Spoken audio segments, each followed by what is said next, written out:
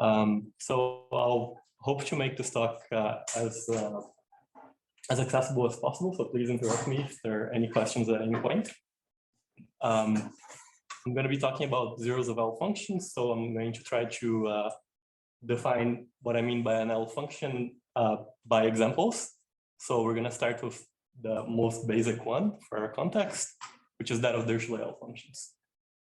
So you're given some primitive character, modulo q, and you create this Dirichlet series, sum of chi of n over n to the s, which converges to the right of real part equals 1. And you also have this nice decomposition as an Euler product, so as a product over the primes. So for all the L functions that we'll be treating, something similar will be true. So we're going to have a Dirichlet series decomposition, and this will also have an expression as a product over primes. And the second sort of property that is going to be important for us is that these L functions will have some sort of functional equation relating the behavior at a point S with the behavior at a point 1 minus S. So there's a completed version of this L function where you need to insert a gamma factor that's now relevant for our purposes, such that we have this kind of functional equation. Okay, so this will be true for all the objects that we're going to care about in this talk, if you're not familiar with L functions. So for q equals 1, you get the Riemann zeta function. And understanding the zeros of such Dirichlet L functions, or all the L functions that will show up later in this talk, is important for all sorts of arithmetic applications. So for instance, here, this governs the behavior of primes in arithmetic progressions. So of course, we have the Riemann hypothesis, or a generalized version, which predicts the behavior of the zeros in the vertical sense. So they should all be in this line real part of S equals a half, which we call the critical line. And then we also have simplicity hypothesis, which predicts that there should be no coincidences between these zeros. So these zeros should all be simple. They should all have multiplicity 1. And both of those are very much open, but we would like to prove things towards them in a quantitative sense. Okay, so in this context, the first major result in this direction is famous result due to Selberg during World War II. He proved that a positive proportion of the zeros for the zeta function are actually on the line real part to S equals a half. So a positive proportion of the zeros satisfy the Riemann hypothesis. And this was improved by Levinson, who created a different method that gave a rather large proportion of the zeros on the half line. So he gets at least 1/3. And most importantly, as was later observed by Selberg and Heath Brown, the zeros produced by Levinson's method, or an adaptation of this method, are not only in the critical line, but they're also simple. So this gives a positive proportion of the zeros on the critical line and of multiplicity 1. In the case of the zeta function, these proportions have all been improved. And they can also, these sorts of results can also be extended to Dirichlet L functions. So positive proportion results, both in terms of simplicity and towards the Riemann hypothesis, are available in this context. Okay, so now we go to a degree 2 context. So we're going to look at a different kind of L function, the L function associated to, in our case, for simplicity, holomorphic form, a modular form. So if you don't know what this is, it's not going to be too relevant for us. We're only going to work with the corresponding L function. But what's important is that this is just a function in the upper half plane, and it's one periodic, so it has a Fourier expansion. And we're going to write it in this funny way, which may look strange if you haven't seen this before. This is just for normalization purposes, so our formulas look nice. So we're going to care about these Fourier coefficients AF of n. What we're going to do is we're going to take these Fourier coefficients and put them in a Dirichlet series. And we're going to call this the L function of our form. So I'm shoving a little bit under the rug. We have certain assumptions on the form But under those assumptions, this L function turns out to have also an Euler product decomposition. So it's looking like the sort of object that we had with the Dirichlet L function. So this, of course, in the region of absolute convergence, you have a Dirichlet series. It has an Euler product decomposition. And of course, we also have the second property that is important, which is a functional equation. So you can complete this L function in an appropriate way that's not relevant for us, multiplying by a certain gamma factor. And this will give you an entire function which satisfies a certain functional equation. So here relating the behavior S to the behavior of 1 minus S. And this is not so important for us. Okay, so there are two parameters involved. There's the weight, which shows up in lots of formulas, but will be essentially irrelevant for us in this talk. Everything that I'm going to say applies to every weight, every integer weight. But we also have the level, which is a certain measure of complexity of the L function. And what's relevant for us is that it will show up in the functional equation. So that's how it's going to be introduced in the problem. Okay, so then we can ask what sorts of things do we expect of this L function? So their zeros also have arithmetic importance. And we also have analogs of the two conjectures that I mentioned before. So of the Riemann hypothesis, we expect that all of the zeros are in the real line and a half, and of a simplicity hypothesis. So here you have to think a little bit more, but essentially all of the zeros should be simple, unless you have a very good reason why it shouldn't, coming from the BSD conjecture. Okay, so we would like to prove at least, well, hopefully those two statements, but this is way too hard. So we would like to prove approximate versions of these statements. So you can try to run this method of Levinson, which gave a positive proportion of the zeros on the half line in simple. And it works for giving a positive proportion of the zeros on the critical line in the case of these L functions of modular forms. But it fails to give anything for simple zeros. So this is for technical reasons. Essentially, if you want the zeros produced to be simple, you're constrained to a more difficult optimization problem. You can get a positive proportion of zeros on the critical line, but through this method at least, it doesn't seem like it gives anything for simple zeros. And it's all or nothing. Either you get a positive proportion or you get nothing. Selberg's method also works. Yeah, and so this was first proved by Hafner using Selberg's method. Yeah, so it would also work. More, right? Levinson gives you more. Yeah, usually when it works. Yeah, I think so. Though this application of Levinson, yeah, it's relatively recent. So I think, yeah, until not so long ago, it was only known through Selberg's method. So, okay, what can we prove unconditionally? So there's a result of Farmer, which gives a positive proportion result if you restrict to order at most 3. So that seems to be the best we can do if you want a positive proportion. Okay, so let's try to give ourselves a little room here and maybe see what we can prove if we assume, for instance, GRH. First, let me establish some notation. So this is the quantity that we're interested in this talk, the number of simple zeros with imaginary part between minus t and t, which I'm going to denote by NSF of t, the number of simple zeros of f with imaginary part of absolute value up to t. Okay, so we expect essentially all the zeros to be simple. So we know how many zeros there are asymptotically. It should be of order t log t, so we expect this sort of relation. Of course, we're very far from proving anything of the sort. But even if we assume GRH, it's not known that a positive proportion of the zeros are simple.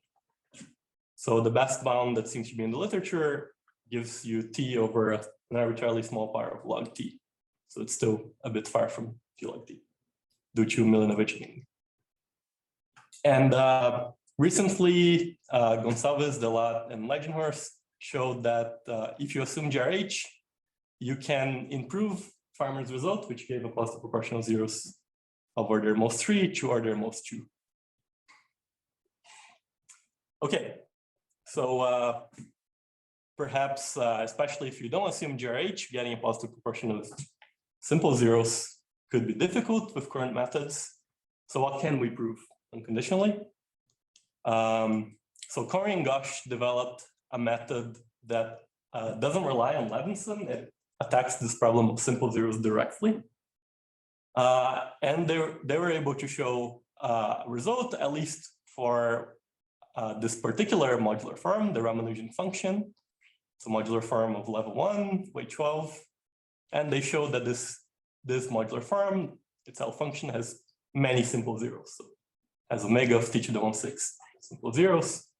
If you're not familiar with omega notation, it's the negation of little o notation. It just says that this quantity gets as big as this for arbitrarily large t's, not for every t. Okay, so what's special about the Ramanujan function? Well, not that much. This applies equally well to forms of level 1, but you need at least one simple zero to get the method started. So they checked computationally that this corresponding L function has a simple zero, and then they can run their method.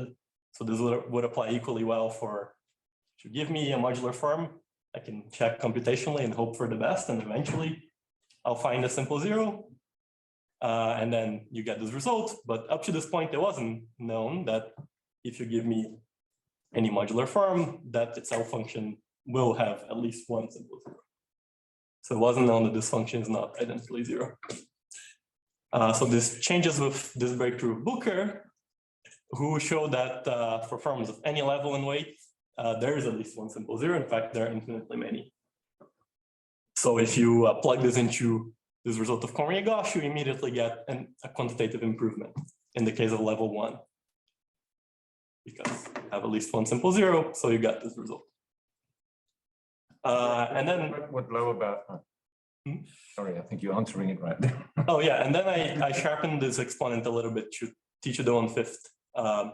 So in the case of level 1, Corey and Gosh combined with the result of Booker gives us pretty good quantitative results, at least as good as we can expect from the current methods. Gives us sort of power bound. From Booker, you get the existence of at least. Yeah. So from Booker, we get existence. Booker is one method. You can't get a lower bound that's independent. Yes, you can, but so he didn't do it here. But yeah, I'm gonna talk about it in the next slide. So he just showed infinitely many. But yeah, in this case of level 1, right, Corey and Gosh is just better. You don't have to worry about the level. So if you have at least one, you can run this and you get t to the 1/6 or t to the 1/5. Okay, so what about the case of general level? So the case of level not equal to 1. So here's Booker's result again. There are infinitely many, but can we get something quantitative like Corey and Gosh? So it turns out you can. So Booker, Milanovich, and Ng showed that at least if you assume that the level is odd, and this is kind of an important restriction, you can get a bound of quality triple log of t. This is an analytic number theory talk, so the mandatory triple log appeared. Good. Okay, so you don't get a power bound result, but you get some sort of quantitative result. And they can improve this a little bit in certain special cases. So if K is 1, or if your form is CM, if you know what that means. But the restriction to odd level is important here. And it's important because twists by a half will enter the game. Okay, and then I improved this result to an actual power bound. So t to some small delta, 2/27 works. This can probably be improved, but the main point here is that it's some power of t, and without restrictions on the level as well. So I want to talk about how this method works, which dates back to Corey and Gosh and was elucidated by the work of Booker. And then I'm going to try to show you the ideas for the proof of this, well, all of these sorts of results, and especially like how to get a power bound. So any questions up to this point before we start describing the method? Yes. Are there reasons terms of applications for wanting a power bound as opposed to? No, not really. So I don't know of any applications of these sorts of results. Yeah, they're just approximations to these two. To defend Selberg, who proved a positive proportion, I know of no applications of that either, but the method Right. led to the sieve, the Selberg sieve, it completely revolutionized everything. So I like to say the method was much more important than the theorem. Yeah, exactly. And also here, the method for proving things related to simple zeros, for instance, in the case of Booker, has other applications. So he proved that the strong Arithmetic conjecture for representations of two-dimensional Galois representations follows from the weak Arithmetic conjecture for a single representation. A similar vein of question. I mean, I know that there are lots of applications of GRH, but what are the applications of simple zeros? I mean, it's related to BSD, right? But what else? Yeah, there are no applications that I know of. It's only mildly related to BSD, right? Because the quantitative statement, I can't really tell you where the simple zeros are. So it's just an approximation to the simplest. I mean, if you extend it to a family, instead of the T aspect, but a family aspect, then of course, millions of applications to the vanishing in a half. Yeah. Yes. So this sort of result in the T aspect, I don't know of any applications. More of an approximation for these conjectures. Okay, so let me describe the basic method and how you would detect simple zeros. So this goes back to Conry and Gosh. Okay, you want to detect the simple zeros through some counter integration. So you're going to create some sort of meromorphic function with poles at the simple zeros. So this one, for instance, works. So L is just the L function that we want to detect simple zeros of. So if you stare at this, you would see that it has poles, simple poles precisely at the simple zeros, right? If this has a zero of order A, the logarithmic derivative has a pole of order 1. So the derivative has a pole of order 2. So this will have a pole of order A minus 2. So only has poles of the simple zeros. And what's nice about this function is that it's actually a Dirichlet series. So this is just because the logarithmic derivative is itself a Dirichlet series coming from the Euler product. Okay, so those are the two main properties that we will care about, together with a third that will show up soon. So this is a meromorphic function. It has poles precisely at the things that we want to detect with a residue that we understand. It's just a derivative. So, okay, just establishing a little bit of notation, we're going to have to twist this Dirichlet series. So d of s chi is just a twist by this Dirichlet character chi. I just multiply Dirichlet series coefficients by the character. And similarly for additive characters, I just multiply it by this additive character. So as a reminder, e of x is just e to the h by I x. All right, and finally, we're not really going to work with this, but we have to complete this just so that we will have a functional equation soon. So we're going to multiply it by some gamma factor, which is again irrelevant for our purposes.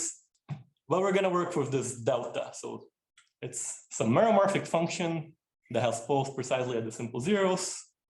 And then we're also going to work with these twists, which are just completed versions. So you can forget about D from now on. It's just delta we will the game. Okay, so we want to set up some sort of counter integration with this function to pick up its poles. First of all, it has a very nice property, apart from having this Dirichlet series expansion, which is that it also sort of has a functional equation. So it's coming from something related to L functions, right? Some expression with L functions. And you can see that this thing sort of has a functional equation that looks like the usual functional equation for an L function, plus some ugly terms that we're going to completely ignore, but they don't cause too much trouble. Okay, so you can think of this as this delta is sort of like an L function. It satisfies a functional equation, has a Dirichlet series expansion, though no Euler product. Okay, so now we need to set up this counter integration. So we're going to take the following sort of counter integration, precisely this, which is a sort of inverse Melling transform. And it's nice because this sort of object does nice things to Dirichlet series. It transforms them into Fourier series. Okay, so the CF here are just the Dirichlet series coefficients of your delta. And this problem is now set up as a counter integration, so that's great. And it gives us something that we sort of understand. We know where these Fourier coefficients are coming from. Okay, great. So now, of course, we move the line of integration to pick up the poles. That was the whole point. So we shift to the left of the critical strip. We pick up the poles. And crucially, we use the functional equation to come back. So it's the standard sort of procedure. But if you're not familiar with it, that's what's going on. So we're going to end up with two terms. One of them is this term. The other one is whatever comes out when you shift and apply the functional equation, which looks very similar. Okay, so it's some sort of similar looking Fourier expansion F. It will be in the next slide. But crucially, we are going to pick up all of the poles of this function. So we're going to pick up something that gives us the simple zeros, and we can finally analyze it. So here's the sort of expression that we end up with. We got this Fourier series. We got some sort of term that comes from this reflected term, which is also this same Fourier series evaluated at -1/nz. So here the level enters, crucially. We have this factor that we wanted to pick up the whole time, which is giving us the residues. So it's giving us the simple zeros. And we have a bunch of other stuff that is completely irrelevant. That's coming from the functional equation. Okay, so this is the name of the game. This is what we want to analyze. So we need to analyze this difference between those two factors. And we want to show that we would like to show that it's large, because then we need to have lots and lots of simple zeros. So this is essentially picking up the simple zeros of imaginary part up to 1/imaginary part of z, roughly, if you want to have a little bit of intuition for what's going on. Okay, so we want to understand this difference. It's not very nice currently, because we have these Fourier series with these Fourier coefficients that we sort of understand, but we don't really understand this Fourier series. We understand the Dirichlet series that it came from. So we would like to come back to that. You can apply a Melling transform here if you want.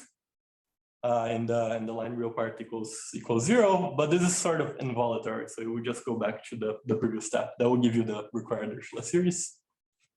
But this trick, which goes back to the paper of Conry and Gosh, is that, well, you can apply a Melling transform along a different vertical line, real part equals alpha, which we choose to be rational. It's just going to be nicer. And then this is not involuntary, at least not obviously involuntary. It gives us something else. So it relates the Melling transform of this thing that we really care about, we really want to show is large, to some expression in terms of delta, which we like. But now we have twists. So you pay some price. Okay? So the Melling transform of this quantity that we want to show is large or is not always small relates to some difference of twists of this delta function. Sorry, I've forgotten what delta is. Yes, so delta is the simple zero detecting Dirichlet series. So delta is this guy. So it's a completion of this Dirichlet series, which has poles of the simple zeros. Okay, so we have twists of delta.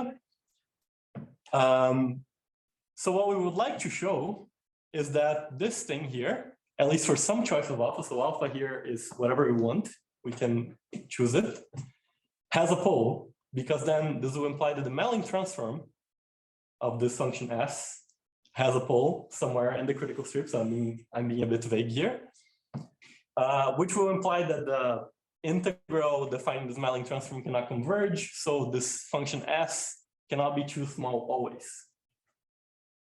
And this is precisely why you get an omega result instead of a lower bound. We're going to show that we're analyzing the pole structure of some Melling transform, of what we really would like to understand. So we can only show that it's not always small, not that it's always not small. Okay, so we need to show that this thing has a pole for some choice of alpha at least. And here the level starts to complicate our life. So let's see what we can do. So here I just copied this monstrosity. So forget about this factor. I'm just putting it here to show you that it's something explicit that we can work with, and it's important, but it's just some difference of twists of some Dirichlet series. Some Dirichlet series that satisfies the functional equation. Okay, so we would like to analyze the pole structure of this thing. And it should have many poles. In fact, if the level is 1, we can understand it pretty well for a simple choice of alpha. So you take alpha equals a half, which is in this language what Conway and Gosh do. So here you get a twist by a half, which is essentially just no twist at all. It's just the original delta of S times an Euler factor. And here you get no twist at all. You get a twist by -2, which is no twist. So this whole expression is a very simple multiple of the original simple zero detecting Dirichlet series. And okay, here I'm going to cheat a little bit just for simplicity. Say by the work of Booker, this has poles in the critical strip because the poles are precisely the critical zeros. That's not really how the argument goes. We have to actually get into this. But okay, then we get a pole of this, which transfers to a pole of this, which gives us a pole of this Melling transform, and we get a pretty good quantitative result. So that's how this argument of Corey and Gosh goes. Okay, so but if n is not 1, then well, these twists start to look not so related to the original simple zero detecting L function. In fact, some twists start showing up that we don't necessarily have so much control over. Okay, so what we're going to do is the following. So there are 2 tasks. First, we need to show that for some alpha, this has a pole. This turns out to not be enough. I've been describing it as if it's enough, and in this case it is. But okay, that's the first task. And this pole has to have real part at least a half. That's also important. It's not clear that it's symmetric, so you have to do a little something. But also, this turns out not to be enough. So there's an adversarial case where you will get no power bound. The adversarial case is the following: is the case when this has a pole, or you can only guarantee a pole at the line a half, so real part of S equals a half, which is what you expect because these things are essentially L functions. So if you believe GRH, that should be the truth.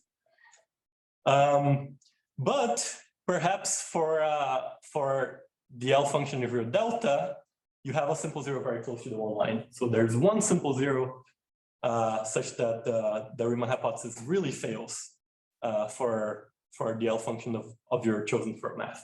Or in other words, if this delta has a pole very close to the 1 line. So in this work of Booker, Milanovic, and Ng, they use a zero-free region to control this sort of situation, and that's why they get logarithmic bound. And they have to have rather delicate analysis of what's going on. They cannot lose any epsilons. Where I think I just don't remember right now. Where would you use that you don't have the square of an L function? Yes, that's that's a great question. So I'm not gonna get into that for time reasons, but the way that Booker's method works. So let's go just back to Booker's method. Why is there at least one simple zero? The way it works is by contradiction, and the contradiction comes from the fact that if you have an additive twist, you can this thing actually does have simple zeros in the line 1. Yeah, so it gets they have the point 1 character. Yeah, so it's point 1, but for a different reason. Yeah, so it's coming from the fact that you have some Euler factor which have a simple zero, and of course, if you're square, that's not the case. Yeah, so this is embedded in this this method of Booker. Okay, so we have these 2 tasks. First, we have to prove that this thing has a pole with real part at least a half for some alpha, some choice of alpha.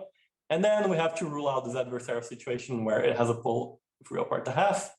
And delta has a pole with real part is essentially 1 or very close to 1. So let's tackle this first.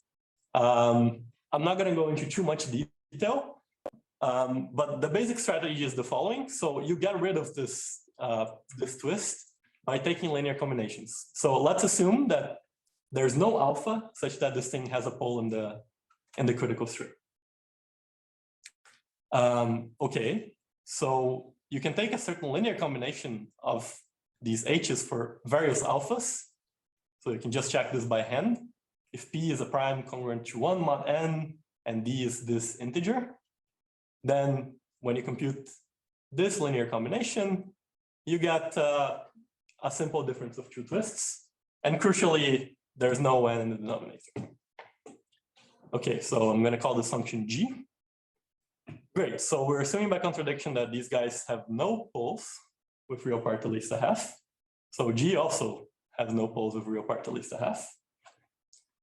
But then you can run Booker's method on this g. So here, I don't have time to actually go in detail, but I strongly recommend if you're interested in this sort of thing, reading Booker's original paper. It's 10 pages long and very nice. But you can apply a variation of this method to this g function instead of what he does, which is applying it to this delta function. And it turns out to show that g has at least 1 pole in the critical strip. It doesn't give you real part at least a half, but by our construction of g, g also satisfies a functional equation relating s to 1 minus s. So we took a certain linear combination here that gives you some symmetry. So, so you get real part at least a half for free for this g, and therefore this pole transfers to at least one of these h's. So I cannot tell you which alpha works, but one of those 4 works. You get a pole of this.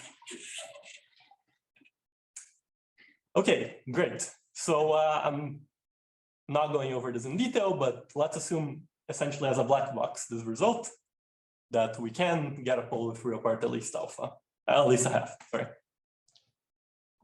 So how do we rule out this adversarial situation? So the adversarial situation that would not allow us to get a power bound is if delta has a pole very close to the 1 line. In fact, the real adversarial situation is if delta has poles arbitrarily close to the 1 line, which means our original function has simple zeros arbitrarily close to the 1 line. So the Riemann hypothesis is really failing here. But none of these h's have poles arbitrarily close to the 1 line. So the poles of the h's, which we have shown to exist with real part at least a half, in this adversarial situation would have to also have real part equal to a half.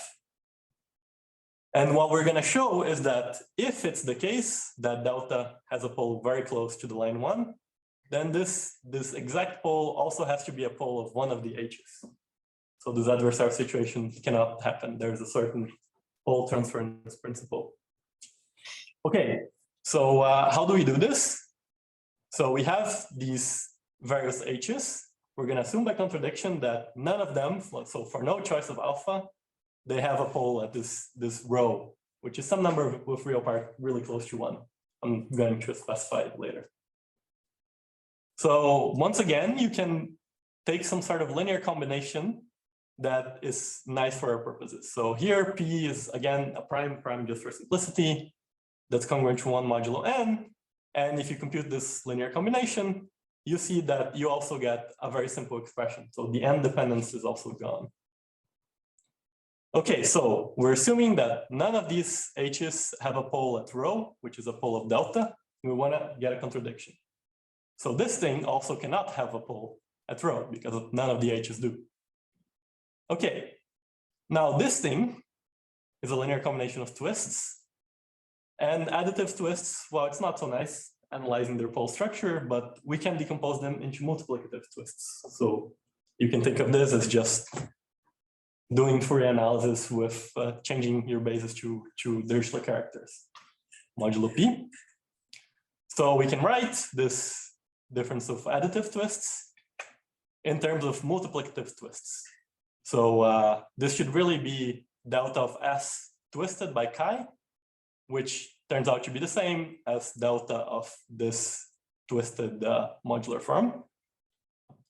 So we write this expression, which I remind you has no pole at rho, we're assuming by contradiction, as a linear combination of these twisted versions of delta, and you have a contribution from the trivial character as well. So it's this factor here is very explicit. You can just check directly that it doesn't vanish at this point, rho. But this delta has a pole at rho. That's what rho is. It's a pole of delta. So this has a pole at rho. And we're assuming by contradiction that this whole thing does not have a pole at rho. So at least one of these terms must have a pole at rho so that it can cancel. So what we're getting is in this this conspiratorial scenario, for each prime p congruent to 1 modulo n, there is at least one Dirichlet character chi modulo p that such that delta of f twisted by chi has a pole at this point rho. Now delta is the Dirichlet series that detects simple zeros. The poles are precisely simple zeros of the standard L function of f twisted by chi. So you're concluding that lots of twists of this form f must have zeros at this point rho. And this is too much. So this is too conspiratorial. This we can rule out because this will be a big violation of the Riemann hypothesis. So for instance, one way of ruling such a thing for rho very close to the line 1 is using so-called zero density results. For instance, using one version of such a result, we can rule out the scenario if the real part of rho is at least 7/9. So this is not too important. It's just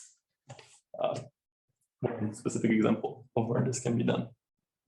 So if you're not too familiar with this sort of thing, let me just tell you the sort of results that are available. So this is, in a sense, also an approximation towards the Riemann hypothesis, though in a different direction. So we're not putting zeros in, we're not putting many zeros in the half line.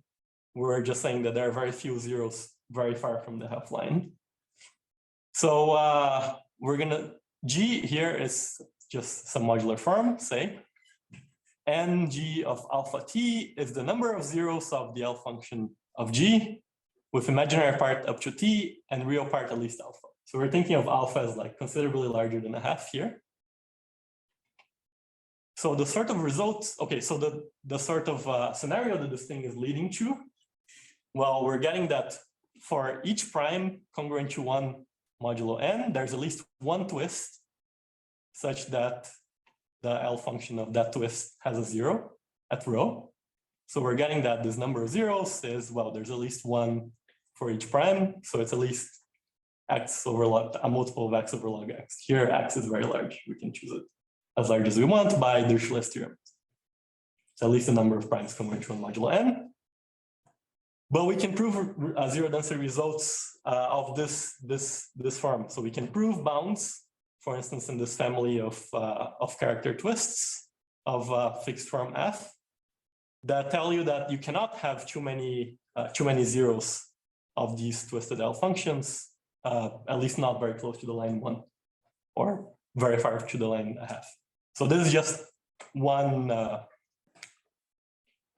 specific result that I prove here that seems to be better than things that are in the literature, but this is just very standard Dirichlet polynomial methods. But this is the sort of result that is available. So if you can make these exponents less than 1, we get a contradiction here. And at beta equals 7/9, that's precisely when turns out this is the dominant exponent, becomes 1. So if beta is larger than 7/9, we get a contradiction.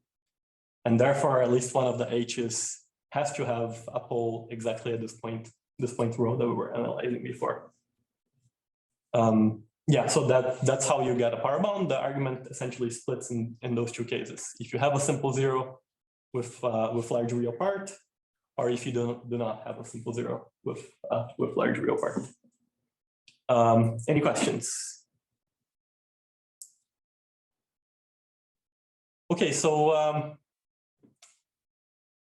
I went a bit faster than I expect. Actually, I didn't know how much to expect, but let me describe what happens in this improvement. So let's skip that slide.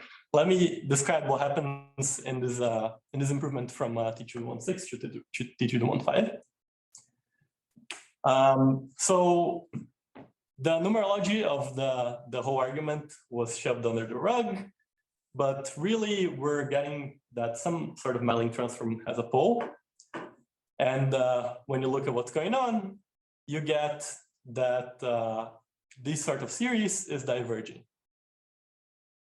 So what Curry and Gauche do is they just input the best available bound for this derivative at the time and actually currently. So there's a vowel subconvexity, both for level 1 and recently it was proved for level n. So they just input this bound and they get this sort of inequality for this sort of first moment. So the improvement here is very simple. So you have better bounds available on average, just coming from moment bounds. So okay, they get T to the 1/6, but you can give a better bound for this just using the fact that you not only have subconvexity for the corresponding L function, but you have a bound of t squared to the 6th moment. So you can improve this to get a little gain here. So before we had 1 in the exponent, and this is where the T to the 1/6 comes from, and the improvement to T to the 1/5 comes from.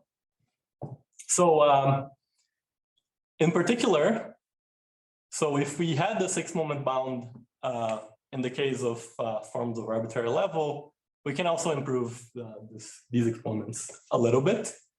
But this doesn't seem to be in the literature, so it should be achievable, but it's not in the literature currently, though the corresponding subconvex bound is.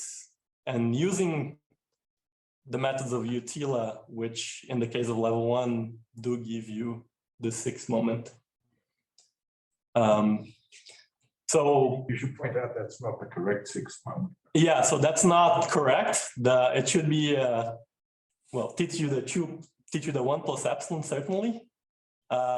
But yeah, so this sort of bound is, you can get a similar bound for the 12th moment of the zeta function, also with t squared. So this seems to be the sort of bound that's achievable with current methods. But yeah, it's not the correct bound. It's just one that seems appropriate to this application. Perhaps one can be smarter in ruling out these sorts of conspiratorial cases by, instead of using zero density, using the fact that these L functions, these many twists, are vanishing not only close to the line 1, but all at the same point. So there are many sorts of non-vanishing results in families at the center point, and some not at the center point. Here we would require ruling out a pretty small amount of vanishing of the size less than square root of the family, but we're very close to the line 1. So perhaps there's a better way than zero density. Zero density is sort of a cheap way of ruling out such a conspiracy. And finally, nothing essentially. Oh yes, so yeah, so we can get this 7/9 using zero density, and it would be nice to replace this by something smaller. So if you had the so-called density hypothesis, you could go up to 3/4, for instance. So perhaps just increasing the quality of the zero density results is also achievable here. And finally, it would be nice to prove anything for GL3. So very little is known for L functions of degree 3 or higher. They're essentially, well, you can try to run Levin's method. Even one non-vanishing? Sorry? Oh, no, sorry. I mean for simplicity. Yeah. So very little is known about simplicity. I forget what's known. If you take GLN, large N, we know nothing probably. Yeah. So for We GL3, know they're infinitely many. So what you saying? no. So for GL3, the best result I know is that there are infinitely many zeros of odd multiplicity, which is due to Booker. So the results seem to be very, very weak. I should also point out that I talked about modular firms. Many of these results, so at least the result of Booker that gives infinitely many simple zeros can be generalized to mass forms as well. And in theory, all of these results should be generalizable, but it gets technical quite fast. You have some massive hypergeometric functions. As it stands, only Booker's result has been generalized by Booker, Cho, and Kim. All right, I'll stop here. Thank you.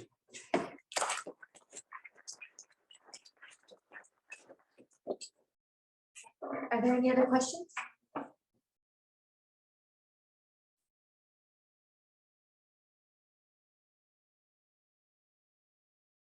You already asked so many questions during your talk. Thank you again. Thank you.